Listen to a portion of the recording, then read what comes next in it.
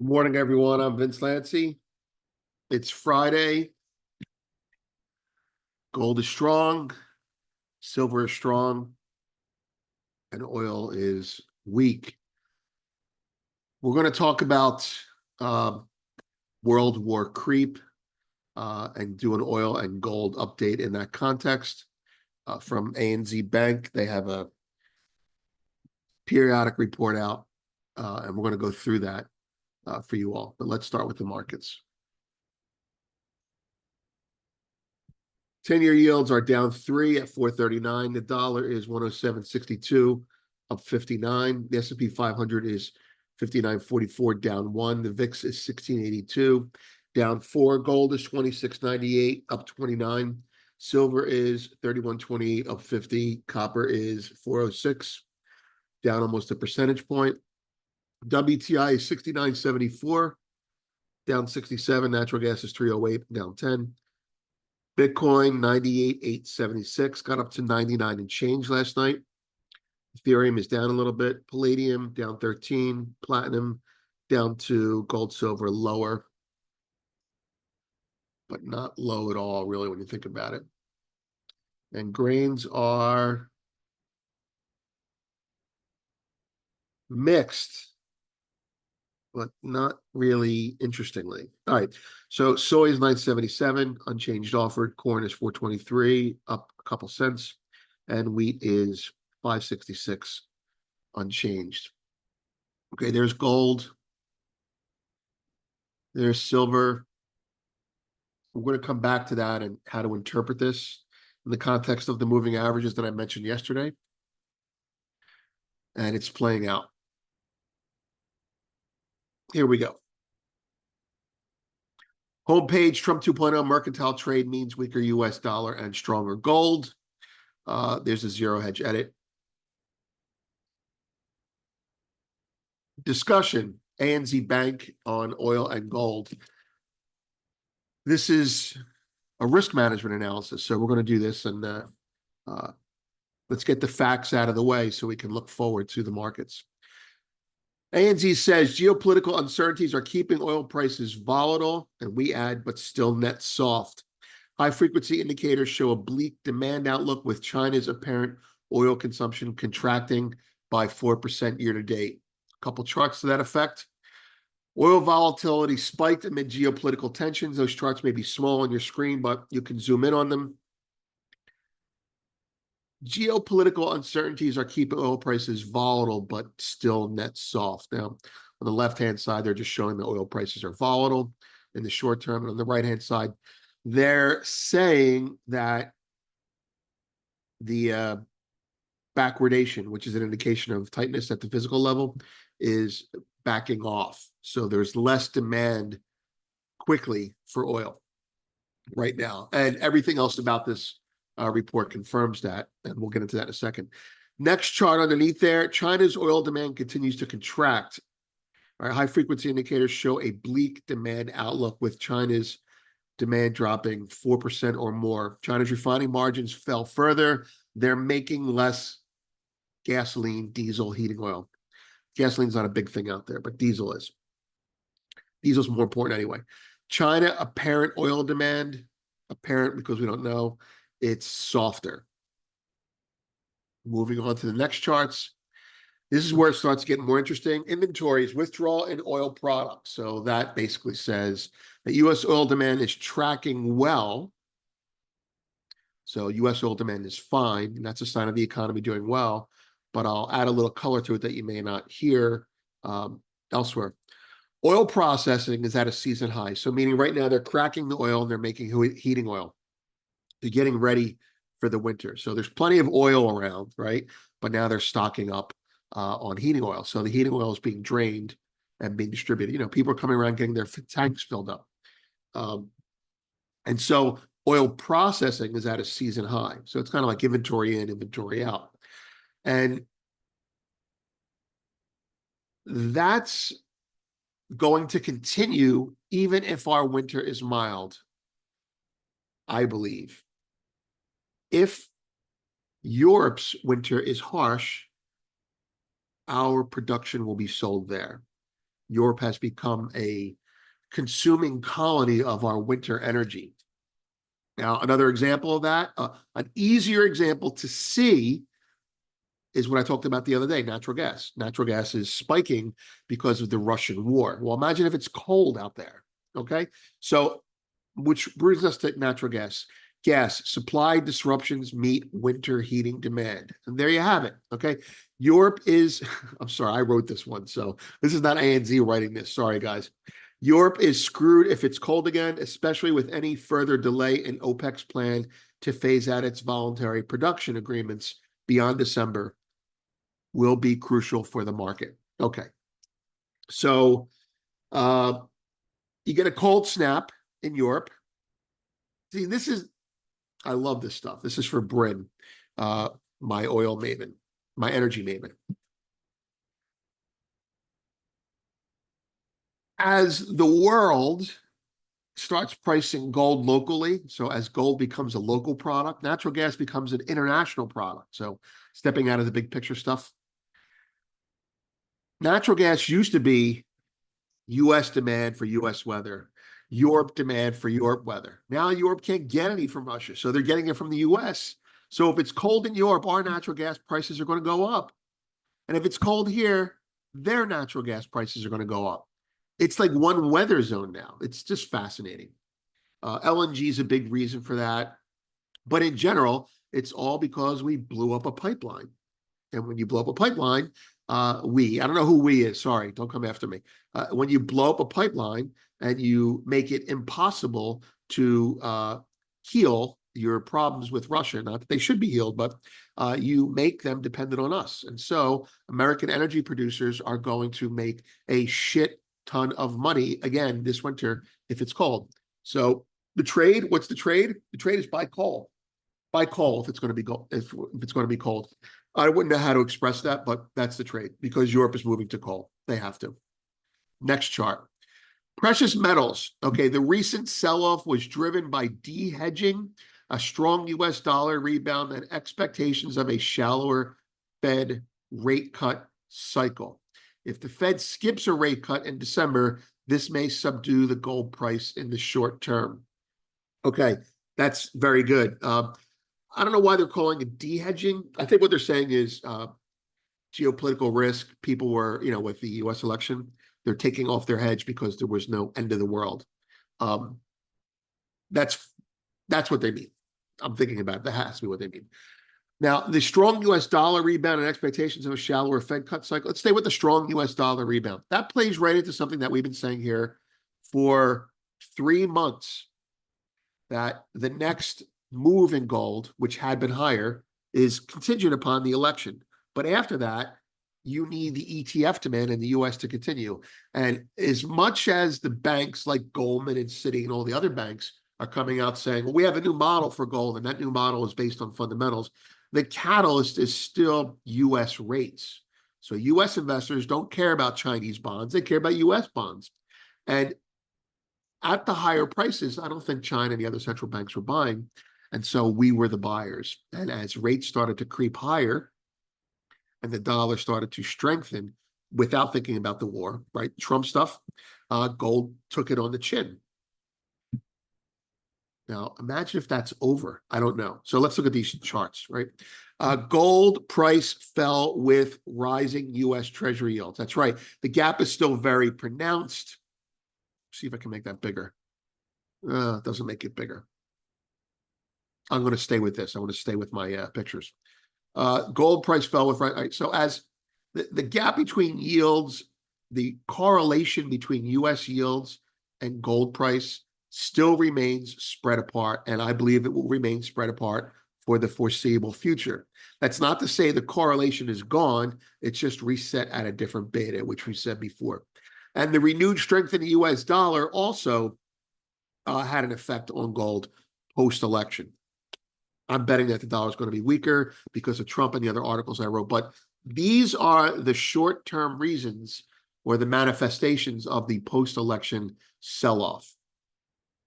Next. Oh, I'm sorry. There it is. I want to be on this one. Silver sinks alongside gold. The butt is my butt. China's silver imports are picking up.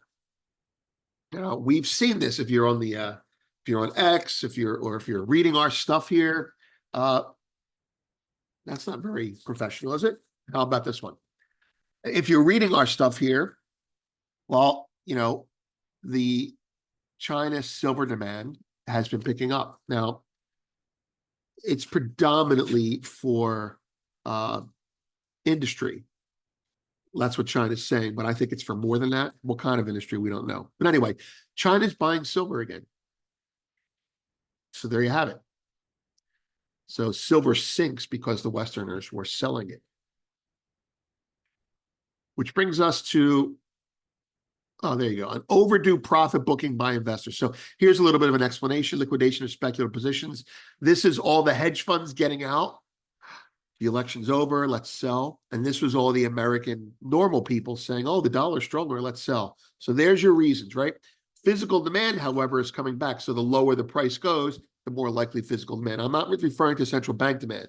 I'm referring to jewelry, seasonal, Diwali, what have you, all the physical demand that includes investor demand, but not at the central bank level. So India's gold imports are climbing again. India's gold imports almost always climb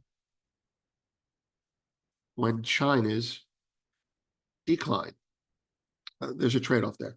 Gold spot discount narrowed in China. What does that mean? The price is narrowing, and that's a sign of physical demand returning at the public or retail level. Next, central banks continue to stockpile gold. Now, this is ostensibly a bullish statement. Central bank gold buying are strong. Okay. I've had worse typos. But it's lower. And everybody knows about the central bank demand if you're a big fund trader. And so the fact that it's declining is what's weighing on the market. The question is, will it come back again? And we'll find out it came back after gold's 300 higher. That's how it works. Now, the real downside risk they describe as the Fed may skip a rate cut in December. And the light blue area is the Fed rate cut. And as the light blue shrinks, the chance of a Fed rate cut in December is shrinking. That's what they're saying there. Dark blue's November. That's already happened. Now, I'm going to say that the real downside risk of a financial reason to sell gold, more Westerners saying, the Fed's not going to cut rates, let's sell our gold out. Fine. Do you think China cares about Fed rates? They haven't for the last 2 years. So I'm saying if the Fed doesn't cut and I need to buy the gold because I want the gold, because I'm creating an alternative currency system, which is going to be gold-based and silver, then I'm catching those selling. Okay? Look, China's not the passenger in this car anymore. China's driving. News and analysis. So we have that full report at the bottom. Lots of nice charts in there. News and analysis. Trump 2.0 mercantile trade meeting. We discussed that. Founders AM, German Goldman predatory vibe. Something that we see. To share this with you, we don't think Goldman is the bullion bank that's getting hurt. Let's put it that way. China finds $83 billion worth of gold reserves in Hunan. Finds is the key word there. Discovers, unearths. They already had it, and they're just telling us about it now. Russian central banker in charge of digital payment system. Hold on one second. The Russian central banker that resigned in charge of digital payment system. I don't care how you frame it. That's not good, right? You need a stability in your organization. It's not good. I don't know what it means, but it's not good. Thursday, PM posts. Moving on. Those are our stories from yesterday. Politics, geopolitics, World War Creep. Now, I'm going to read to you from RT, which is a Russian publication. So it's their flavor of the truth. And, we have our own flavor, obviously. According to RT, I didn't mean to do that. I apologize. There we go. Kiev has launched a long-range missile strike against military facilities located within internationally recognized Russian territory. President Vladimir Putin said in a public address on Thursday. The Ukrainian military fired British-made Storm Shadows, they're like cruise missiles, and US-made HIMARS missiles, don't know what they are, at targets located in Russia's Bryansk and Kursk regions, he said. The use of such Western-made systems in the Ukraine conflict has drastically changed its nature, he warned. Quote, a regional Ukraine conflict instigated by the West has acquired elements of a global one, Putin stated. Side note, just a comment on the side there. He knows his international law. These long-range, high-precision missile systems cannot be used without the direct involvement of Western military specialists, the president explained. Quote, the use of such weapons by the enemy cannot affect the course of the situation in the special military operations zone, Putin stressed. He also said it was a big mistake for the U.S. to pull out of the Intermediate Range Nuclear Force Treaty in 2019. If nothing else, this guy understands how to talk to bureaucrats, coming from a bureaucratic nation himself. If you're not familiar with this lingo, we can sell them as many weapons as we want or give them as many weapons as they want. But if they need our technical expertise to press the button to fire them, well, then that's us firing the button. That's what he's saying. And that apparently is the international rules of engagement, you know? So it's okay to put American troops in so long as they're merchant army or, you know, hired army, private army. Now, there's a flip side to this. Everything he's saying is true, let's say. The missile they used to come back, I think they were hypersonic, I'm not sure. We accused them of them being ICBMs. And they said they weren't ICBMs. They were a special new missile that weren't ICBMs, but used similar technology. Just let's be clear about this here. Who gives a shit whether it's an ICBM or not an ICBM? It's an ICBM shot locally. That's like saying I have a gun, you know, and I'm using a 45 caliber bullet in this gun versus that gun. It doesn't matter. Okay, this is World War Creep. You know, about 6 months ago, I said, about 2 years ago, I said this is the beginning of a world war, and I wasn't trying to be doomy or, you know, sensational about it. The point is, this is a slow-moving world war. Remember all the BRICS? There's a battle in every region of the world, and this is a divorce, East and West. And every so often, they're going to heat up. Well, this one is the kind of battle in a divorce, Ukraine being the thing that they're fighting over, that could cause people to go to court, you know, in the divorce, and that court is world war. The flip side, the hopeful side that I have is that this is like a balance of terror until Trump comes in. So Biden wants to make things miserable for Putin, and Putin wants to show he's not weak, because they're all looking at Trump stepping in, and the negotiation is when Trump steps in. And so now it's escalation of tension, and then afterwards, I hope. Now, I'm not hopeful based on how the markets are acting. So that's it. Data on deck, housing and talking. Premium, there's the ANZ report. Let's take a quick look at the markets as promised. So as a trader talking to people trying to make sense of the market, gold's above the 50-day moving average. For all intents and purposes, it's just going to keep going up.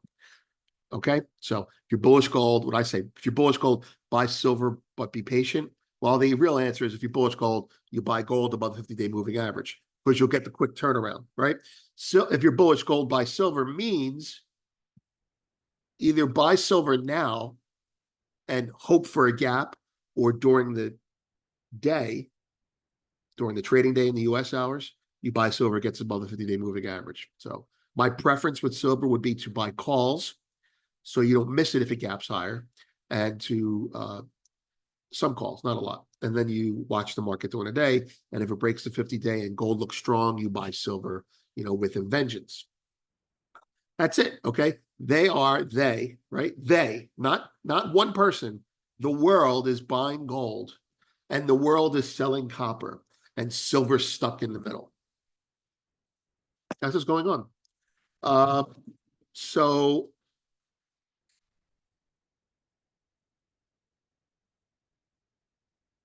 we could be range bound in here, although I don't think so. I mean, we tracked the 50-day before. Maybe this was the aberration. We're just going to start skipping along on the 50-day again. That could be true. We'd probably have to go up here first and then go back down. I don't know, but I'll tell you this: as the Fed is being perceived as having less of a chance to cut, as the dollar is strengthening beyond the pale, gold's going up. Gold was bought at the 100-day moving average, not sold right below it. No one even got a chance to get short below it. That suggests to me that this buying was buying. I know this was buying by bullion banks in here. I know it based on how the open interest acted. This is shorts covering and funds covering, but it's mostly bullion banks, I believe, right? That part I believe, which says to me that there's a lot of buying underneath here. I think the East might, I think the BRICS banks might be buying again in here. It's crazy. They don't care about the price. We care about the price. They care about the value. That's it. Have a great weekend and see you next week, God willing.